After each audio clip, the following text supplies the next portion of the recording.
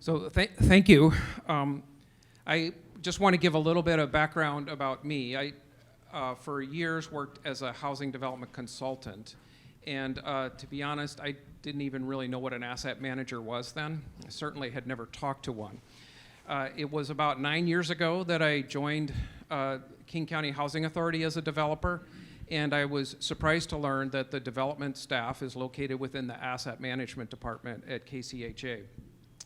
So just so you understand what that means, there's 31 staff people in the asset management department, and 3 of us are people that primarily work on the development of tax credit projects. Our asset management department oversees about 9,200 units and 64 properties across King County. And these are divided between workforce housing units and low-income housing tax credit projects. They also manage a few manufactured housing communities. Just to give you a little bit of background, or a little bit of how good our asset management team is, in 2022, our asset management team was able to have net cash flow distributions to King County Housing Authority of $26 million. So in a good year, we might net $2 million in developer fees from our development projects. So lesson number 2 I have, and please don't quote me on this, but asset managers are more important than developers.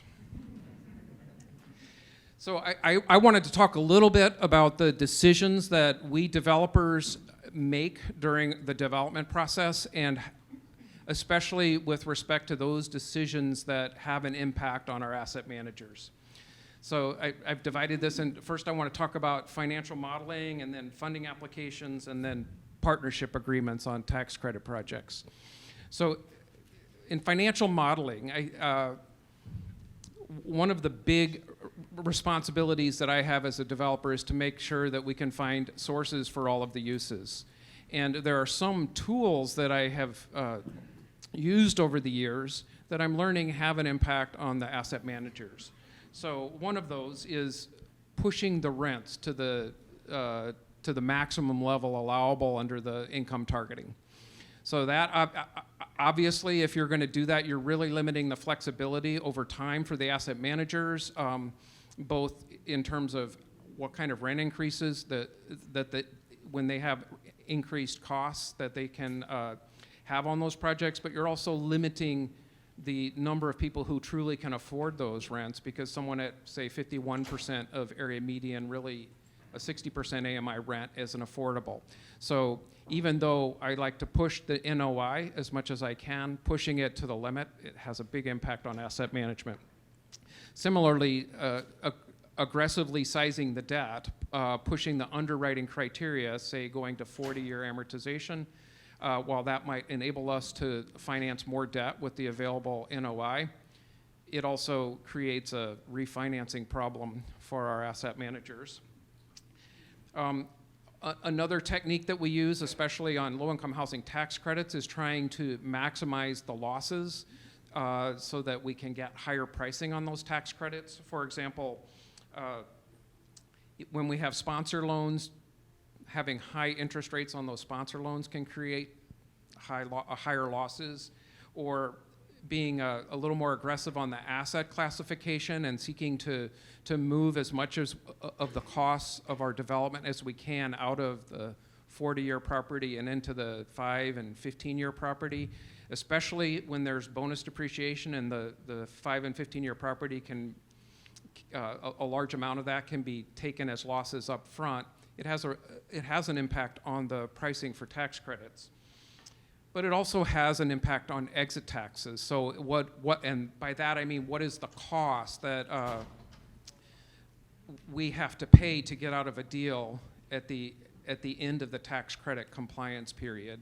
And the more losses that you generate for a project over that 15 years, the more likely it is that you're going to face exit tax issues. And I just have a quick anecdote of something that happened about a year ago. So I mentioned that I was I was a development consultant for years. So about 16 or so years ago, I completed a development with a very well-regarded Seattle nonprofit using 9% tax credits. And about 1 year ago, I got a phone call from the asset manager from that well-regarded nonprofit that went sort of like this. What the heck were you thinking about? Do you know what exit taxes we have to pay right now? So the lesson number 2 is, if you're not going to worry about exit taxes as a developer, change your phone number frequently. So the second thing I wanted to talk about briefly is funding applications, and there are a lot of decisions that get made in order to get funding because it's competitive and we're chasing the points, but a lot of those points that we chase, they have impact on the asset managers, and we should never agree to things that do impact the asset managers without first talking to them. Income targeting, for example, is an obvious one, and I found a recent twist on that. We had applied for some public funding on a deal that we're doing the average income set aside with low-income housing tax credits. Now, I understand there's another workshop here that's going into that in depth, but it's a relatively recent program which allows you to have rents in your tax credit project that average 60%. Well, as those of you who have applied for public funds know, you have to fill out this matrix in the application, which has the unit sizes down the y-axis, and then it has the income targeting across the top, and you have to divide the entire project by unit size, by income targeting, so that it's very specific. And what that ended up creating was a real problem at this particular project, because it was a existing rehab project, so there were a lot of existing tenants. When we filled out the application, we didn't know who was going to fall into what category. So we had all kinds of potential issues of agreeing to a set of income targets by unit size that limited the flexibility. It may not have even been feasible. And so it's important that before you fill that out, that you work with your asset managers to make sure it's going to make sense in the long run. Special population set-asides are similar. This isn't a development example, but it's a good illustration of the issues that you can run into. And a number of years ago, King County Housing Authority got an allocation of VASH vouchers, which are special vouchers to serve veterans. And we're looking for places to put them quickly. And because we have so many workforce housing units and we welcome subsidies in those units, we decided to place a lot of vouchers in our existing workforce housing. Now, our workforce housing is generally 80% AMI housing, and we don't have on-site services at those, and that turned out to be a big issue for these VASH vouchers, because the people that were getting referred to us by the VA were people who really had service needs. So again, that's something that is going to affect, if you're choosing populations that have needs beyond what normally your property managers and asset managers are used to dealing with, it's going to have an impact on them. There are also things that related to things like ESDS, the Evergreen Sustainable Design or Development Standard, where you're potentially making choices to have new innovative technologies in your projects that come with operating costs that you might not be thinking about. So when you go through ESDS, make sure you also go through that with your asset managers, because they're going to have much more of an understanding of the costs of maintaining the new systems that you're putting in. Finally, I just wanted to mention the partnership agreements. There's a lot of things that affect asset managers in tax credit partnership agreements, so it's really important that they're involved in all of the negotiations around that, things such as the credit delivery that you're agreeing to in the first year.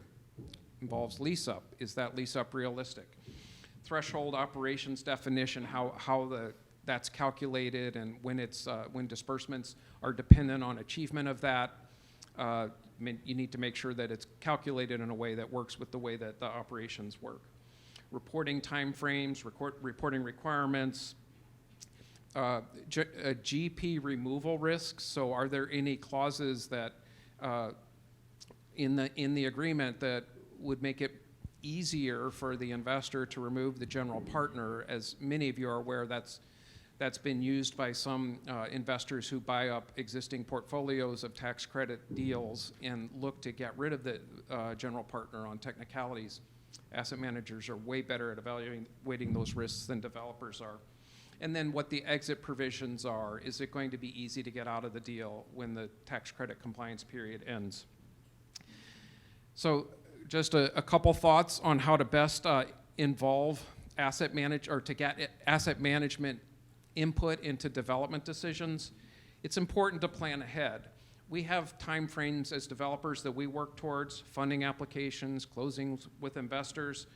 Asset managers also have a rhythm to what they do, and there are times of the year where they're going to be very busy. At King County Housing Authority, January and February are tax return months for our asset managers. Spend a lot of and investor reports, and trying to get attention and meaningful input from asset managers in those months, even though that might be when we want it, is not a good idea. It's better to plan ahead and do that before they get those kind of crunches. Similarly, the budget, but putting together the budgets for the following year, usually an August time frame, we don't get a lot of attention from asset managers. So it's much better to get their attention when they have it, which is earlier than you might want to do it, or earlier than your deadlines might indicate you do it. It's also important to check back again if and double check your assumptions as time goes and you get further into the development. You need to make sure that you have the most up-to-date communications with the asset managers.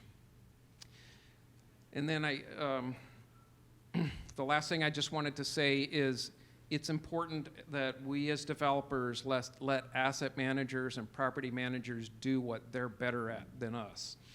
And two of those things, or three of those things, include the things that my fellow panelists here are going to talk about. So design decisions, especially decisions about how building systems and finishes function over time in a property, are definitely areas that you want to defer to their expertise, and putting together operating budgets so that you're not squeezing operations with assumptions that you made when you first closed the deal. So I'm going to ask my fellow panelists here, starting with Michelle, to talk about design. Thanks, Dan. So a theme I think you'll hear over and over is engage us early, engage us often, engage us early, engage us often. I'm going to talk a little bit about design and some of the things that we do at Bellwether and some lessons learned. As I mentioned, we're very fortunate. We have an in-house development team and construction management, so we have a really robust feedback loop that exists already. We have a design guide that we use as a starting point for all new developments, so we're not recreating the wheel with every building that we build, which is very helpful. And then as the building opens, property management and facilities management are routing back feedback on how things are working, what we missed, and we're just constantly iterating on that. From the design perspective, engaging property management and facilities management just throughout the life cycle, starting with thinking about unit sizes, some things that have changed for us recently, and the world. Functionality of community spaces and office spaces has been a big thing. So kind of pre-pandemic, we were moving towards these more open office spaces, more aligned with market rate housing. Pandemic comes, we're rethinking that now. Is that the safest, best way for us to operate our office spaces where our staff are at and working? Similarly, thinking about that from a safety perspective. So we're primarily in Seattle and dealing with a lot of safety concerns and increased safety concerns. So thinking about how we mitigate those and build our offices to have 2 exits, to how we can make them more safe for staff working in there, Dutch doors, 2 exits, cameras on the outside of offices, things like that. Safety, again, access control systems are a huge point of contention, concern, planning for the future with those as well. So one of the approaches that we've begun taking are setting our stairwells and our hallways up for cameras in the future. It's much easier to spend the money during development and construction to wire for future systems that we might want to use. We often elect not to put those in at the beginning of a development, but we have also had buildings where it would have been really nice to be able to do that, and it's much less expensive to do that during construction than after the fact. Similarly, thinking about sub-metering. So we've got some buildings where operating expenses are kind of through the roof because we might have washers and dryers in a unit. We want to moderate some water and sewer costs there. It's very expensive to go back and install sub-meters, much less expensive to do so during construction. And we are putting in sub-meters in all of our new developments, and we just monitor the usage. We're not currently billing back to residents, but we have the ability if we want to do that in the future. I will also echo the materials used. Developers like new and shiny. It's really sexy. I'm the realist. No new. Try not to use the new stuff because you don't have the experience with it. It often comes with higher maintenance costs that we're not aware of, we're not attuned to, which increases just the overall maintenance and potentially staffing needs. A lot of the new systems, we have to go into units to maintain them. That's very invasive for residents, and it's a higher maintenance cost. And so it's that rub between meeting like ESDS, getting those points, and how do you manage it. So thinking about that and engaging in those conversations with property and asset management before we commit to all those points. The other thing I would just end with on design is thinking about the flow. So we definitely started new construction off with, we want residents and guests to be able to enter at multiple points, and we want it to be easy. Kind of pulling back from that and thinking about how you want the traffic to flow through your building. Again, going back to safety, security, how you can monitor for safety and security with limited access points. We engage the police department to help us review our site plans, landscaping plans. We have our IT department, part of that, for camera and access controls. And once you're really getting through the process of now we're going to build the property, engaging your facilities manager and your asset and property management managers in those OAC meetings so they're coming along with the project as the project is being built. Thank you, Michelle. I agree with everything they've both said. So I have a unique career history in housing in that I've spent most of it in property and asset management, but I did spend 5 years as our in-house development program manager. So I got to experience for a little while, why were you thinking that? As a developer when you put these deals together. And I've also felt some of the pain when I've gone back into asset management of those decisions that I've made as a developer. So it's been interesting. I can't reiterate enough to involve asset management as early as possible and as frequently as possible. I work for Catholic Charities Housing Services. Since 2009, I've been very lucky to work with an organization that has highly valued the asset manager. I've always had a seat at the table with our development consultants, with our development program. Concept work for,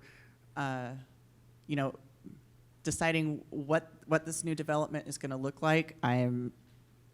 Our asset management program has been intimately involved in deciding the unit mix, the set-asides, the AMI levels, and compliance considerations. So I just want to say going for, if you have a property that's not just a 15-year tax credit, but with the extended use agreements that we have on these, we're looking at properties that need to be affordable for 40 plus years. you need to have somebody that's looking at long-term operations on the front end. And part of that as well, when I'm saying compliance considerations, as a developer, I understand the scoring systems of how competitive these application processes are. And the more boxes that you check, the more competitive you're going to be. That doesn't mean just because you can that you should. You really have to weigh it out with what does that look like then for those people that are living there and those people on the ground. Have you put in your operating performa, if you're doing set-asides that are housing populations that are high service needs, have you put resident services into your operating budget? Is it above the line? A lot of the populations that are most in need do require services, whether they are homeless or formerly homeless or not. So that's one aspect to think about when you're choosing these set-asides in the populations that are so diverse. Another change with the ESDS, that has been primarily, in my experience, very front of the development type work where you're working with your architect and your developer and the construction manager, making decisions about how to best make the property green, okay? But there has been changes to where you now have asset management requirements to monitor those ESDS commitments for a long term on all of these new projects that are being funded. So also take in mind that just because you have a property management fee doesn't mean that you have an asset management fee. And it is important that you find a way to fund an asset manager when there is required asset management functions with the properties that we're developing. Let's see, my other lesson learned. Once fully funded, I think it's really important to have asset management have a voice when there's decisions being made with the partnership agreement, as you shared earlier. It's also important that asset management understands building delivery and how that affects the lease up. Too many times I've seen, asset managers or property managers receive something that, they didn't have that input, not with my organization, but it may be great for pricing. You make it great tax credit pricing by having an extreme lease-up schedule, but is that possible? Does it work with your projected construction schedule? So that's something to consider. Another takeaway that I've had over the years is doing an internal stress test of your performance. So most of you that have done development applications would recognize the inflation for income assumptions being 2%, the inflation per year assumptions for your operating expenses being 3 to 3.5. And that's, we have to have a method, and that's what we are using. But life is messy, and it rarely is that smooth. I am unique in the panel up here in that I'm in rural Washington, and I do want to give a rural voice to this. It's in Yakima County alone, there was a 10-year period where the income stagnated. We actually had to lower our rents, even though we're having higher operational costs, higher utility rates. So depending where you're at in the state, you really have a wide fluctuation on how your income may be reacting. Another example, and probably the most important that I see in rural Washington, is the cost of water and sewer. So I have this unique experience of, Catholic Charities housing goes into many developments or many communities where we are the very first multifamily development they've had. They've only had single-family homes, and they've only had a few of those. One of the communities had less than 500 people living in it. So you're trying to do a development operating pro forma, and you're trying to do your best to get the utilities down, and the Public Works team doesn't have a methodology to decide how they would charge a multifamily development. And that is highly variable from community to community in central and eastern Washington. Just in Yakima County alone at our properties, I have one property located in Yakima that averages just under $500 a month for water and sewer. It's really affordable. I have one that's 15 miles away in the same county that's over $3,000 per unit per month. And these are real varying costs. So as developers or development consultants, please do really consider these small communities. If you're building, you need to take a conservative look at budgeting for water and sewer. I have found that has been the most common item that has priced us out of towns. There's some that are small that we have figured out the methodology, we have seen what it costs, and we simply can't build in certain towns because of how that is calculated. So be careful when considering water and sewer calculations in your pro forma in rural.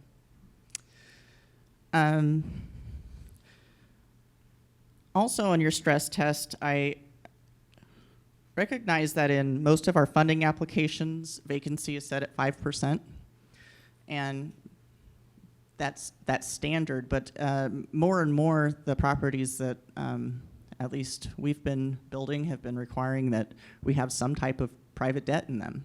And if you have private debt, you're going to have that underwritten no less than 7% vacancy.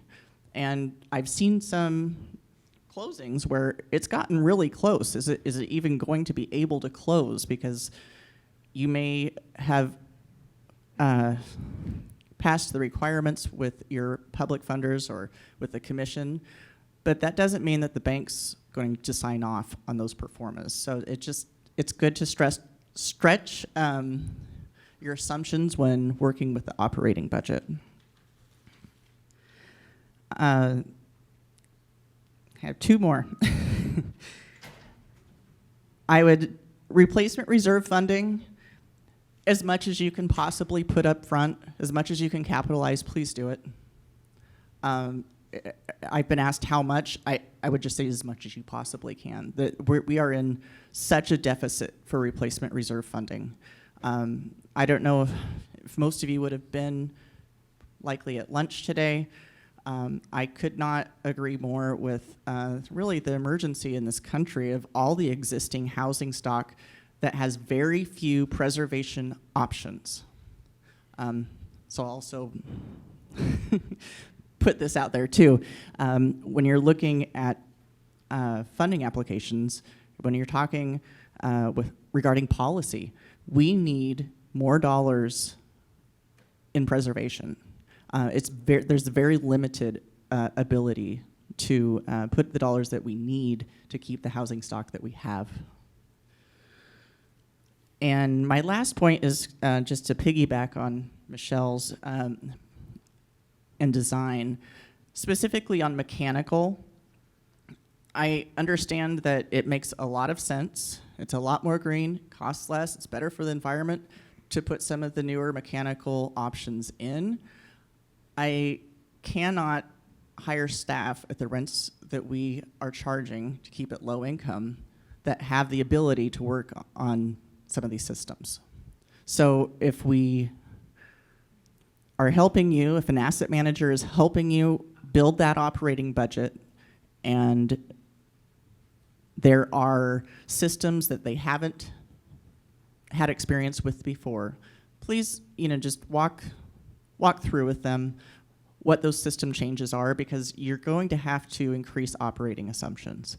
You're going to have to budget for HVAC contractors to come out to do regular service work, repairs, replacements. The folks on the ground are not going to have the type of skills to work on the advanced systems. And that was kind of a downer to leave it on. But that was my last takeaway. I really appreciate your points, Dan. I haven't met a developer that's been so asset management conscious before. I don't know if you want to open it up to questions, Michael. Well, let's give a hand to the great people that are sharing with us today. But now it's a chance for you to share some things, and if you can think maybe in the design category, what kind of experiences have you had, and what could the Brain Trust help you with your experiences? The good and the bad. It's okay to talk about the bad. Nobody's here to think that's how we learn, right? How to do that better. And they might have some ideas about how to involve people.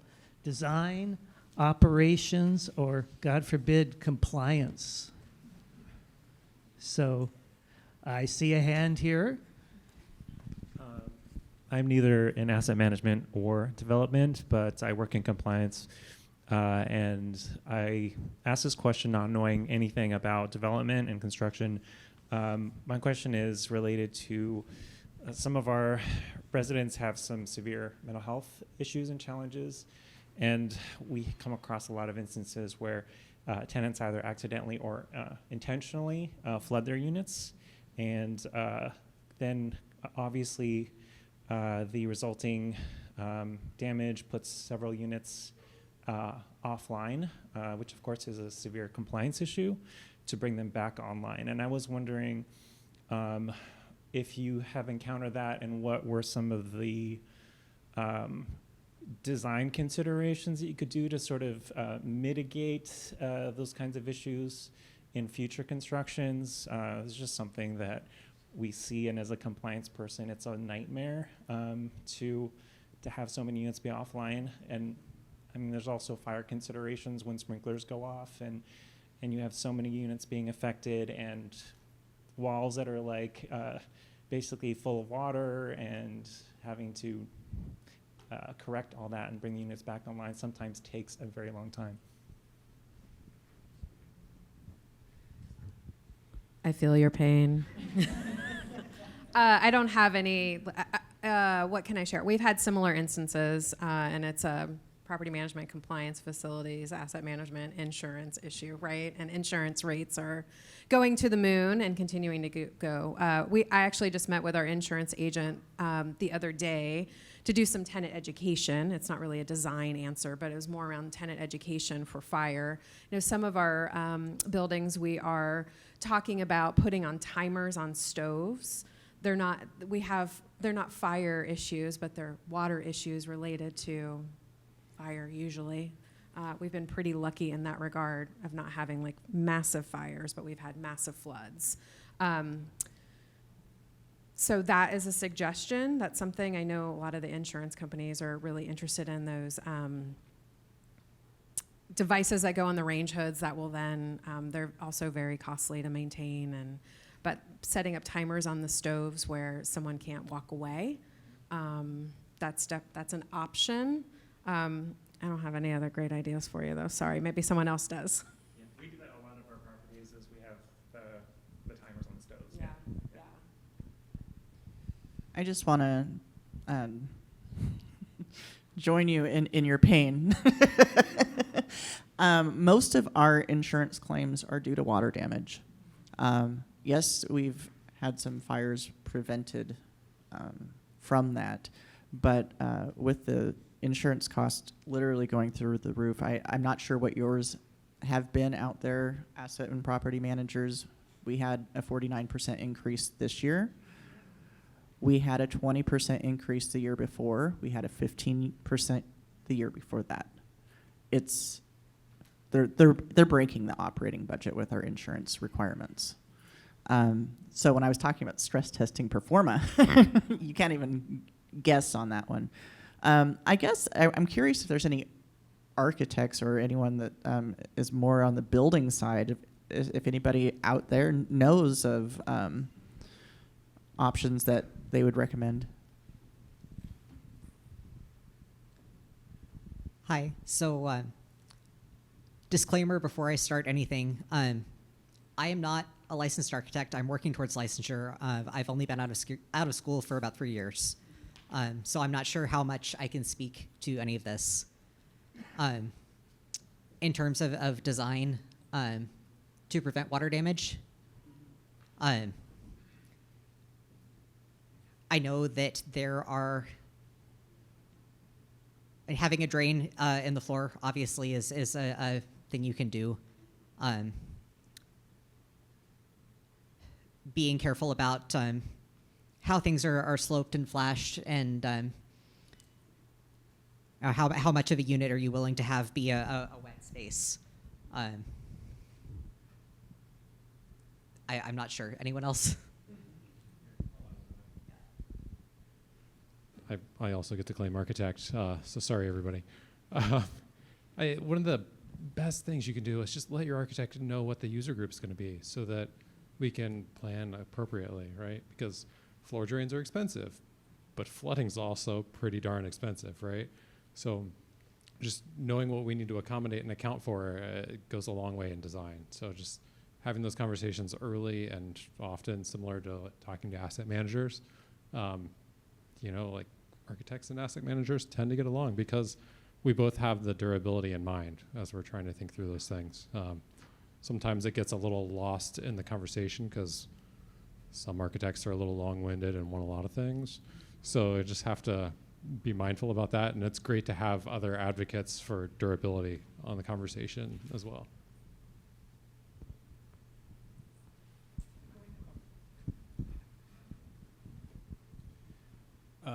On the water management side, we've been working on a lot of permanent supportive housing projects, and that's an area where we do see a huge spectrum in water use. Some tenants that may not use any water really at all, and some that use enormous amounts. And we are actually deploying on a first project a water management, monitoring, and control solution. So actually being able to shut off water remotely automatically using a control system. So that is a solution. It's not inexpensive, but I'm interested to know what the repercussions on insurance and other things could be with that successfully working.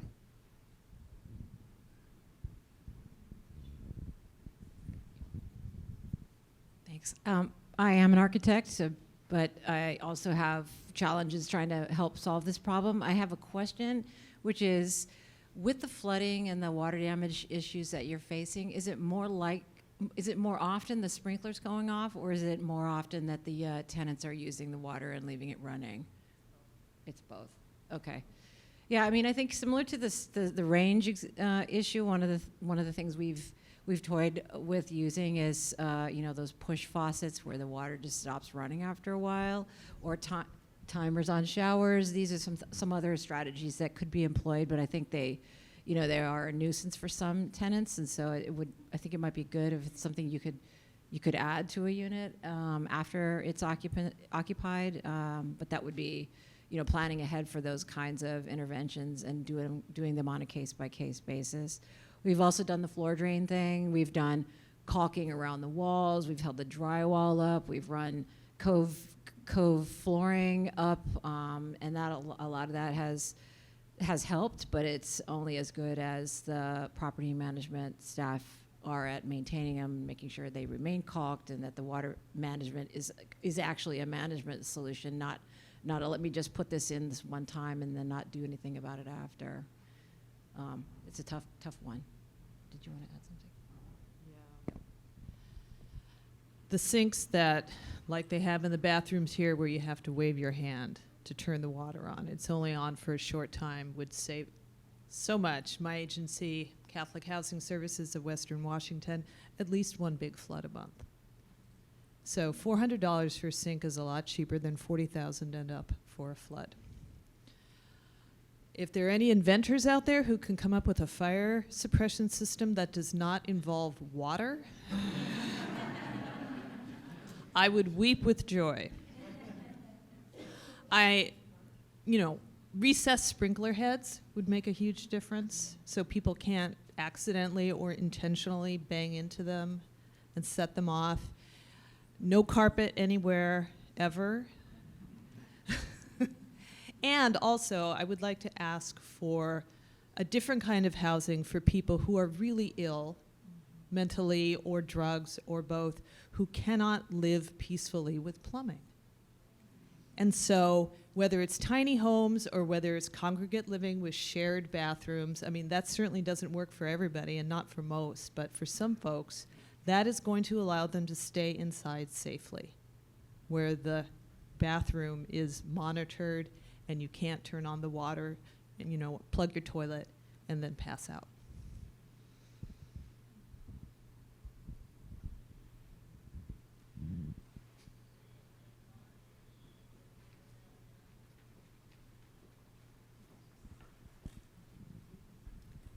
Thanks, Michael. Hello? Okay. Not an architect, but it's a design suggestion. Some of you have been around and you had the experiences that we had back in 70s and 80s with the exterior systems like stucco and EFIS, and they failed, and a lot of people turned away, and a lot of costs in repairing those and addressing those issues. But we were approached a couple of years ago on a new development that they brought us an EFIS system that provided a lifetime warranty, and we also got a wrap policy very inexpensively to cover it.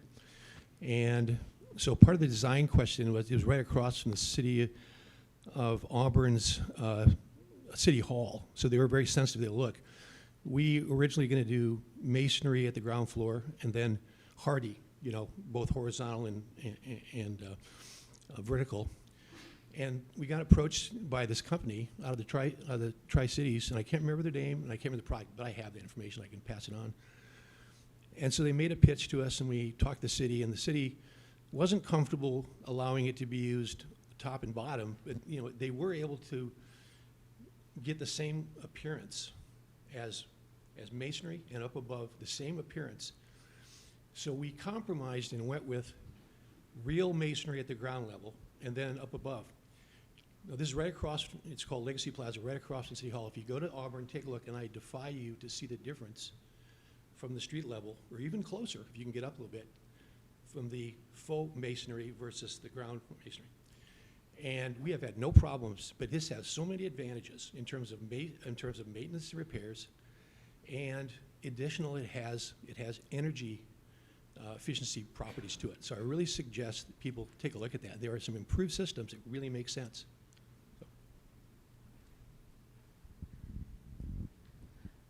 So let's think about what have been some of the issues that you've faced, maybe, but also, how do you get the conversation started within your entity? Are you having good conversations from both sides? So what has been your experience with that? Or is there an example that you could say where it was a good example, or one that could use something that concerns you now that you'd like a little help from, maybe how they do things? Can you think of any of those? When addressing the water issues in the buildings, we just had a recent conversation with HUD about trying to receive some funding to introduce the engineering to include floor drain systems, like sealing the perimeter of units so the water directs out to the corridor, but the floor drain system in the corridor to have somewhere for that water to go. But it takes, as Rumi shared, a lot of work to get the water out of the unit, which you got light boxes, stacked units. So if the federal government or state agencies can kind of provide a funding opportunity to invest in this re-engineering of these buildings. It would be helpful. So we're trying at Tacoma Housing Authority.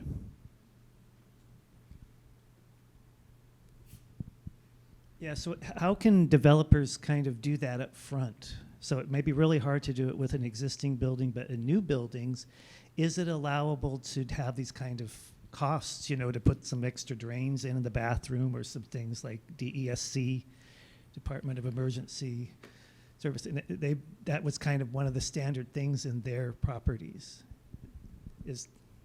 Any thoughts on that? Is that possible? Or does it just raise the cost of everything? So that is the issue that we have, and I think what we were talking about earlier are the strains that we put on operating budgets and moving having too much debt in a project and how that affects asset managers. So everything has a cost, and adding the cost up front probably makes sense in some areas where the potential risk that you're avoiding by adding that cost is a much greater cost. But it's always a game of addition and subtraction, and if we also want to pay attention to the long-term sustainability of the operating budget, we can't put a lot of debt on the project, and there just aren't a lot of additional public resources coming forward to cover that. So I guess that's identifying some of these key issues like water, and see if we can have an industry-wide effort to get financing for that doesn't cripple your operations. Anybody from the compliance side have some issues that they're really thinking about that they would like to talk to the development side, but maybe just haven't been able to? Were they approachable? Were they as nice as they are today? To all show up and be, is that what you're finding? Come on. I'm happy to represent compliance here and talk to you developers. Early, often, many times. I'm super fortunate to have an amazing compliance team, and we really want to be engaged early before you commit to things, so we can look at what all the financing structures and set-asides and AMIs and all the things that you're committing to get points to make a project work. And it's just getting more and more complicated to put these projects together. So the complexity of compliance and having the opportunity to look at all of the pieces, put together a matrix, see how it's functionally going to work. Like, how are we going to lease it up? Are we really going to be able to lease it up as you intended? How are we going to operate it? We're doing an income targeting project soon, and I have no idea how that's going to work because it's new.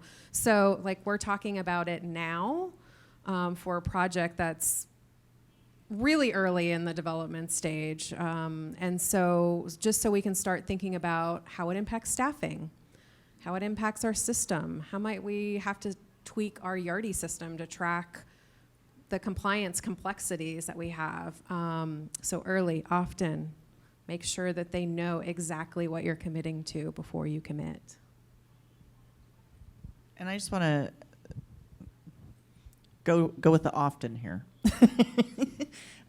Not just up front, but when you're going to be, maybe 60% through construction, the asset management needs the development consultant or the developer to be active in, putting this matrix together.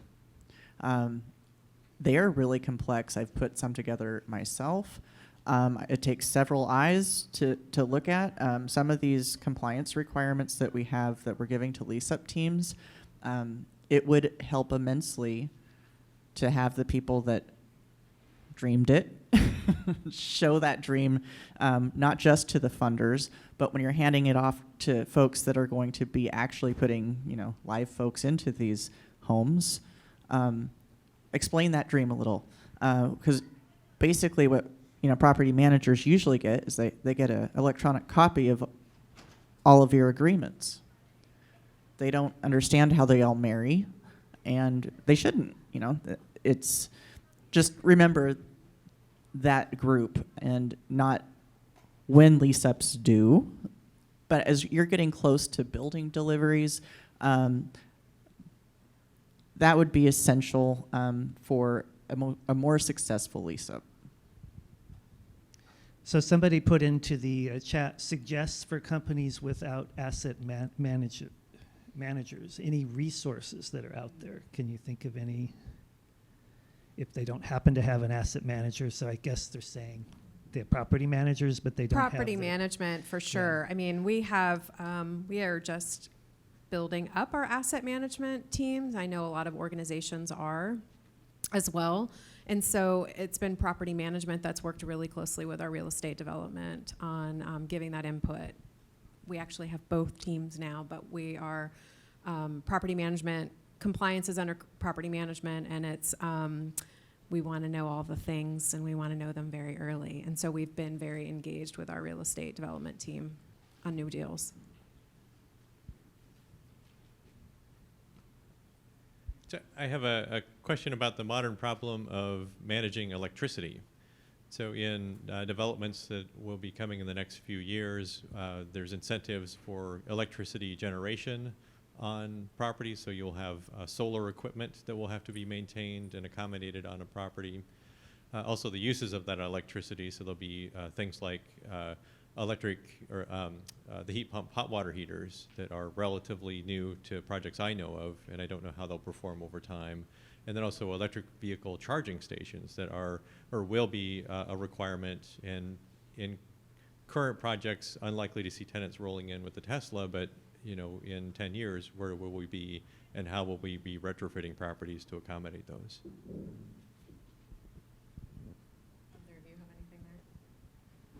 I mean, yes.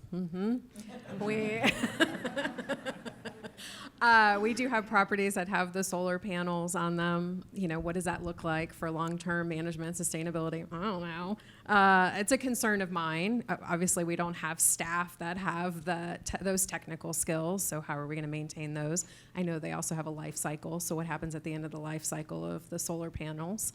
Same for the heat pumps. The EV stations, that's a really interesting one. We also put those in. I have very conflicting personal feelings about those. We are an affordable housing provider, and to your point, I don't see a lot of Teslas at our properties. And parking is such a rare amenity at our buildings as it is. And so it's pretty competitive to have parking, and then to have these spaces that are going pretty unutilized is challenging. But that's part of the planning for the future too, right? So figuring out what the right balance is of what you do today and how you plan for what the future will look like. You have electric bike for charging or parking a heavier electric bike. Those might be more common or cheaper. Yeah. We don't want them charging in the unit. So we're working on a development now where we're adding units and doing a substantial rehab of existing units, and the new code is requiring that we have at least 19 EV charging stations and then capacity for 19 more.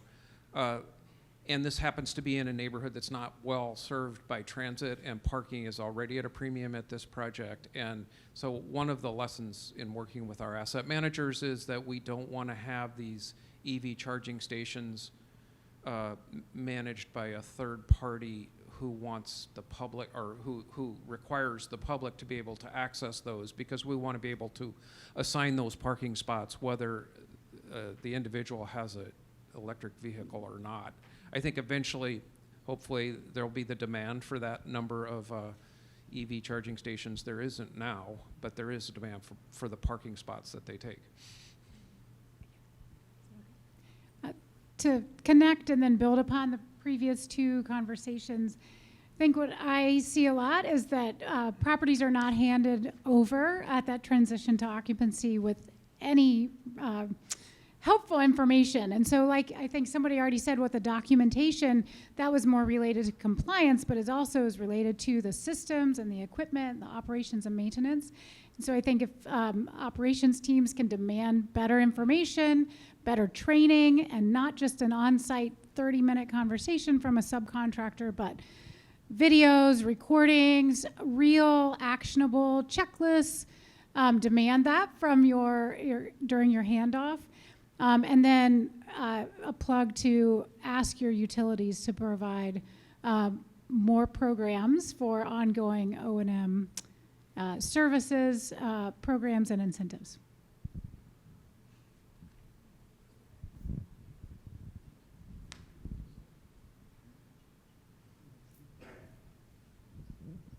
This is just a comment regarding EV charging stations and solar infrastructure. I've had some experience in my past work history, mostly on the commercial side.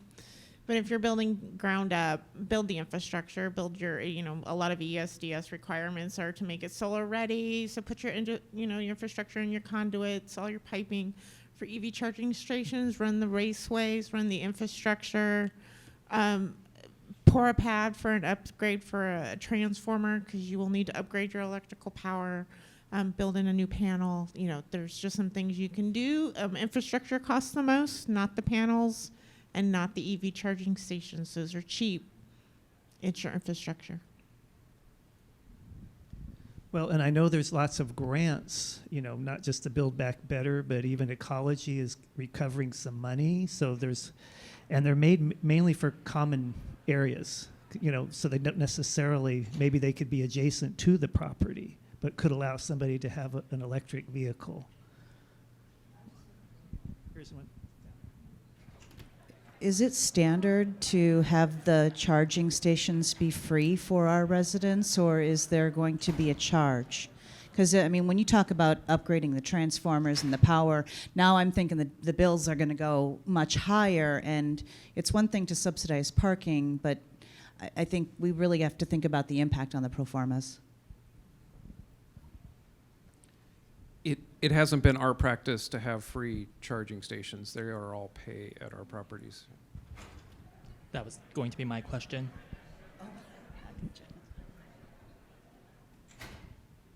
So let's see, was there any other? Oh gosh, there are. Okay.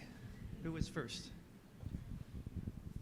I just wanted to add this is to encourage, since there are so many asset managers in this room, to also get engaged at the public funder level. So around conversations like we need more consistency around replacement reserve levels, and to have those be a little bit more dynamically, more periodically reevaluated. Are they enough? As well as how do we use CNAs that we're required to do to inform and adjust how much we're putting into replacement reserves based on that and based on what's happening at the property. Replacement reserves are put onto a schedule and then they're left there where you could have had a flood and now you've tapped into your replacement reserves and you don't have a mechanism for catching back up. And so I think that needs to be more of a fluid conversation that actively engages funders in working through those.